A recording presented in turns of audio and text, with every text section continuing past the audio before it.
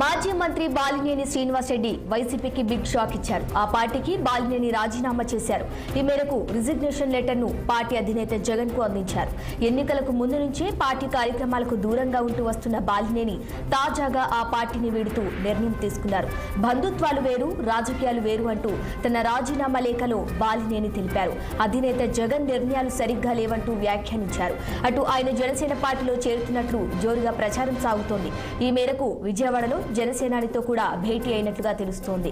ఇక ఇదే అంశంపై మరింత సమాచారం మా ప్రతినిధి కృష్ణ ఫోన్ లైన్ అందించేందుకు సిద్ధంగా ఉన్నారు. చెప్పండి కృష్ణ, బాలినేని శ్రీనివాసరెడ్డి వైసీపీని వీడడానికి గల ప్రధాన కారణాలు ఏమై ఉంటాయి? మరి కాసేపటి క్రితమే మాజీ మంత్రి వైఎస్ఆర్సీపీ సీనియర్ నేత మా బాలినేని శ్రీనివాస మరి కాసేపటి క్రితం వైఎస్ఆర్ కాంగ్రెస్ పార్టీకి అయితే రాజీనామా చేశారు.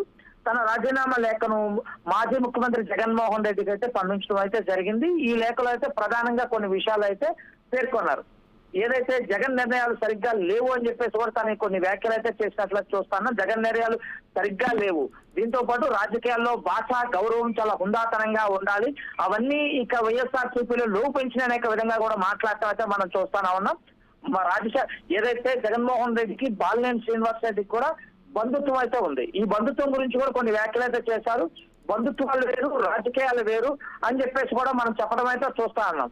దాదాపుగా 5 సార్లు పాటు ఎమ్మెల్యేగా పనిచేసినటువంటి బాలినేని శ్రీనివాస్ రెడ్డి 2 సార్లు మంత్రిగా కూడా పనిచేశారు. ఇంత హుందాగా రాజకీయాల్లో నేను కొనసాగాను, కానీ ఇప్పుడు జగన్మోహన్ రెడ్డి తీసుకున్న నిర్ణయాలు ఏవి కూడా అవి సహేతుకంగా లేవు అని చెప్పేసి కూడా బాలినేని శ్రీనివాస్ చెప్పడం అయితే మనం చూస్తా ఉన్నాం. అందుకనే ఈ యొక్క నిర్ణయం తీసుకుంటున్నారని చెప్పేసి కూడా మాజీ మంత్రి బాలినేని శ్రీనివాస్ అయితే చెప్పినట్లేదు మన ప్రధాన గతం నుంచి కూడా బాలినేని శ్రీనివాస్ పార్టీని వేరుతున్నట్లు కూడా కొన్ని కథనాలు అయితే మనం ప్రచురించడం చూస్తా ఉన్నాం.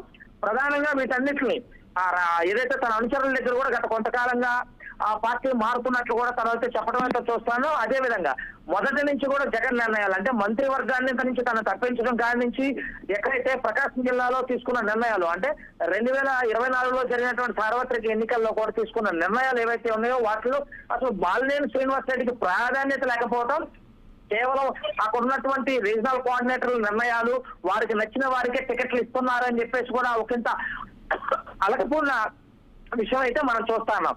అప్పటి నుంచి కూడా అంటీ ముట్టనట్లు కూడా పార్టీతో ఉన్నట్లు మొదటి నుంచి కూడా వస్తున్నటువంటి బాలినేని శ్రీనివాస్ రెడ్డి ఎంతకేలకు తన పార్టీని వీడుతున్నట్లయితే కాసేపటి క్రితం ప్రకటించారు.